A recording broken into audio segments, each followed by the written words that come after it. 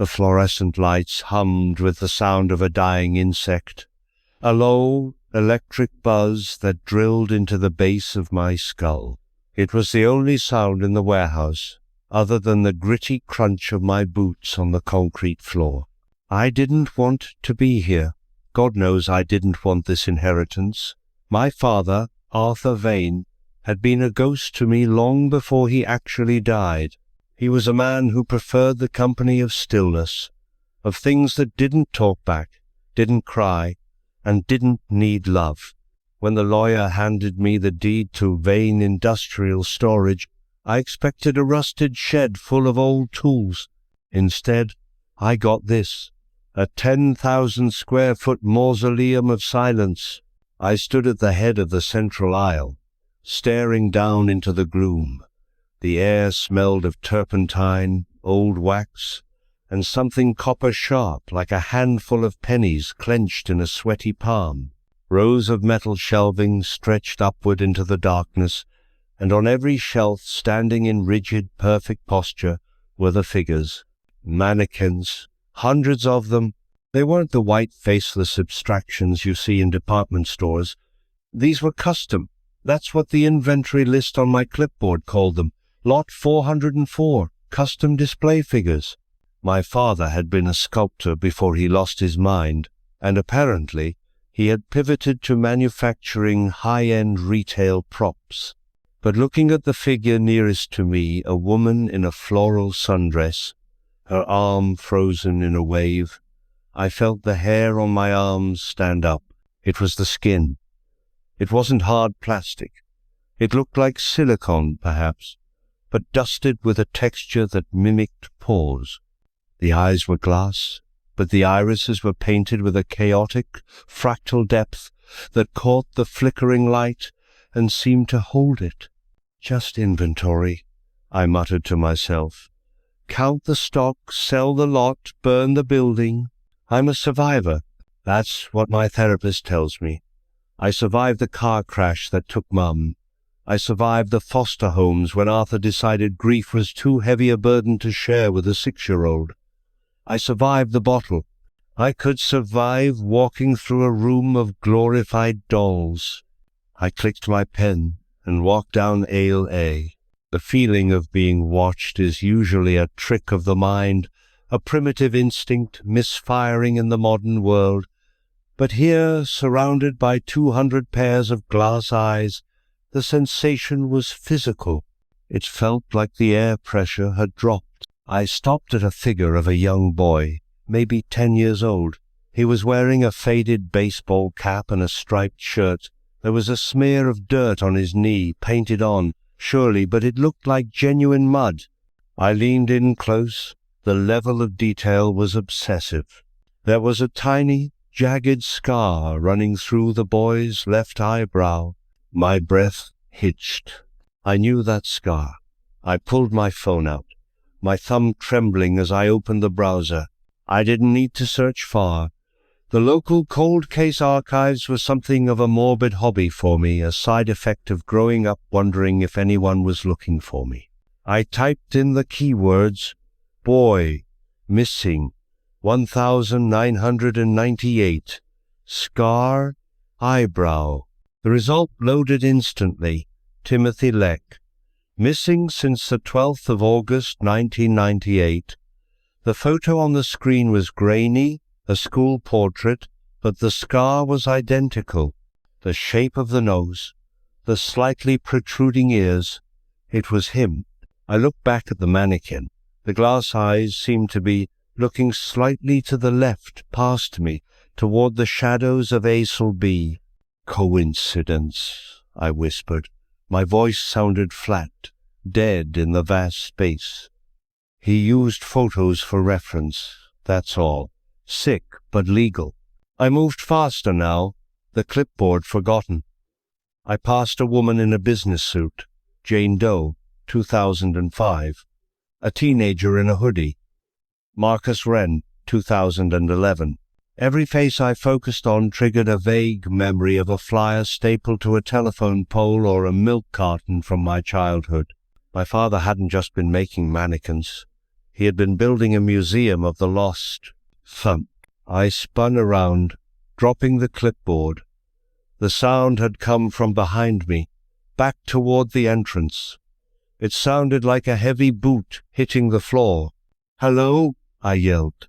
Silence rushed back in to fill the void, heavier than before. "Is someone there?" Nothing. But as I scanned the rows I had just walked past, something felt wrong. The geometry of the aisle had shifted. The woman in the floral dress, the first one I'd seen, was she facing the door before? I was sure she had been facing the aisle. Now, her rigid torso was twisted slightly, her glass eyes fixed directly on where I was standing. "Okay," I said, backing away. "Okay, we're leaving." I turned to head for the exit, but the layout didn't make sense. I had walked straight down aisle A. The door should be right there, but the aisle seemed to have elongated, stretching out into a haze of dust and flickering light. The heavy steel door was a mile away. Panic, cold and sharp, spiked in my chest. I forced it down. Panic kills, I reminded myself. Assess, adapt, survive. I needed a weapon. I patted my pockets and found the heavy-duty box cutter I'd brought to open crates. I slid the blade out with a reassuring snick. "I know you're in here," I called out, assuming a squatter or a junkie had broken in. "I'm armed. Come out." A sound answered me, not a voice, a sound like dry leaves skittering across pavement. It was coming from the shelves. I looked up. The mannequins on the top rack. Were they leaning forward? I needed to prove to myself that this was a hallucination, that these were just plastic and wire. I approached the nearest figure, a tall man in a grey mechanic's jumpsuit. He looked sturdy, fake. "It's just wax," I hissed. "Just wax and fiberglass." I raised the box cutter. I needed to see the stuffing. I needed to see the white foam interior to break the spell. I slashed the blade across the mannequin's forearm. The cutter bit deep. There was resistance, like cutting through raw steak. I waited for the white fluff. Instead, a thick, dark, crimson line welled up in the cut. It bubbled, hesitated for a second, and then began to drip, drip, drip, drip. The blood hit the concrete with a wet slap. I stumbled back, my mind reeling, trying to reject what my eyes were seeing. The mannequin's lips didn't move. They were painted shut. But a sound emanated from the throat, a wet, gurgling vibration that bypassed my ears and resonated in my teeth. "Mark!" I screamed. I couldn't help it. I scrambled backward, tripping over my own feet and landing hard on the cold floor. The mannequin in the mechanic's jumpsuit jerked. It wasn't a smooth motion. It was a violent hydraulic spasm. The head snapped down, the chin hitting the chest with a crack of breaking lacquer. The glass eyes rolled downward to lock onto me. "You came back." The voice was a slurry of static and wet meat. I scrambled to my feet and ran. I didn't care about the exit anymore. I just wanted to be away from him. I sprinted down Isle C, my breath tearing at my throat. The lights overhead began to pop, one by one, showering sparks down onto the shelves. In the strobe light flashes, I saw them moving. They didn't walk like humans. They moved when the dark took them. Flash. A woman in a prom dress was at the end of the aisle. Darkness. The sound of stiff plastic scraping against concrete. Scree thud. Flash. She was 10 feet closer, her arms outstretched, fingers hooked into claws. Darkness. Scree thud. I dove into a side corridor, crashing through a stack of cardboard boxes. I scrambled behind a heavy industrial workbench, clutching the box cutter with white-knuckled desperation. "Think," I gasped, pressing my forehead against the cold metal of the bench. "Think, Mark. This was a trap. My father didn't leave me a fortune. He left me a feeding trough." I peeked over the top of the bench. The main aisle was empty. The woman in the prom dress was gone. Silence again. But this silence was different. It was pregnant with intent. I heard a soft tap, tap, tap from the darkness above. I looked up at the rafters. Perched on a steel beam, looking down at me with an upside-down grin, was the boy with the scarred eyebrow, Timothy. He was crawling on the ceiling like an insect. His limbs rotated backward at the joints. He dropped. I rolled away just as he slammed into the workbench, shattering it. I didn't look back. I ran deeper into the facility toward where the office should be. The office would have a phone, or a window, or a fire axe. The facility was a labyrinth. Corridors ended in blank walls. Stairs led up to ceilings. It was as if the building itself was shifting to keep me inside. I rounded a corner and skidded to a halt. I was in a central chamber I hadn't seen on the blueprints. It was arranged like a gallery.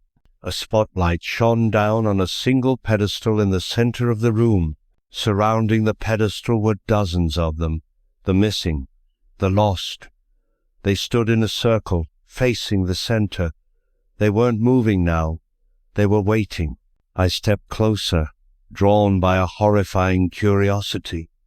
The figure on the pedestal, it wasn't finished. It was a mannequin, but the chest cavity was open, revealing a complex armature of ribs made from copper wire and a heart made of pulsing black machinery. But the face was blank. Smooth, featureless clay, waiting for a mold. "Do you like it?" The voice came from everywhere and nowhere. It sounded like my father, but distorted, as if spoken through a mouthful of gravel.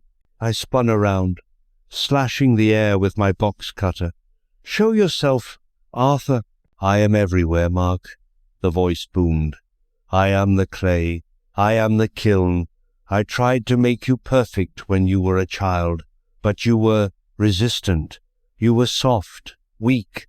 The circle of mannequins took a synchronized step forward. Boom.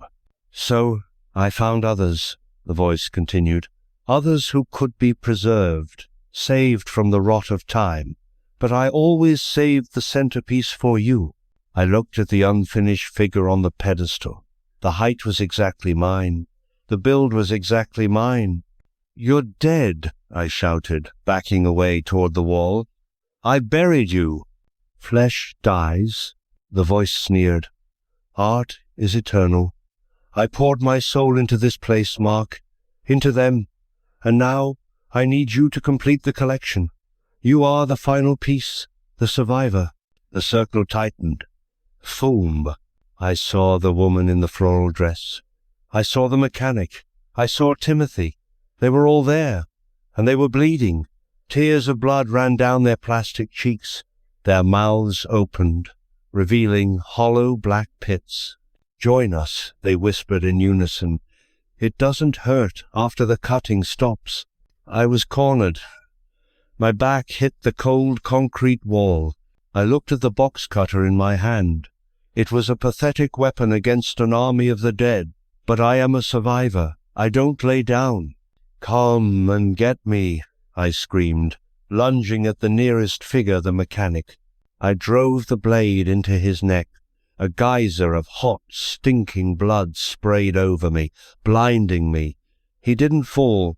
His hands, cold and hard as vice grips, clamped onto my shoulders. I slashed wildly.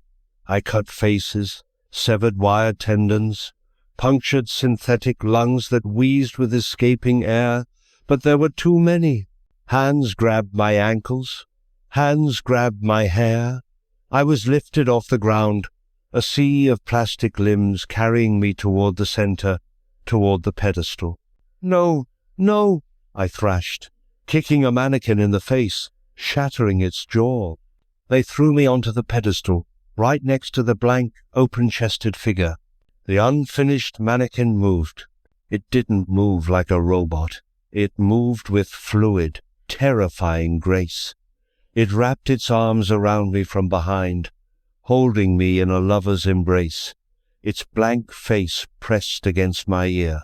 "Don't struggle," my father's voice whispered, coming not from the room, but from the chest cavity of the thing holding me. "We have to prepare the vessel." The copper ribs of the mannequin cracked open wider, sharp like the legs of a spider. They pierced my shirt, they pierced my skin.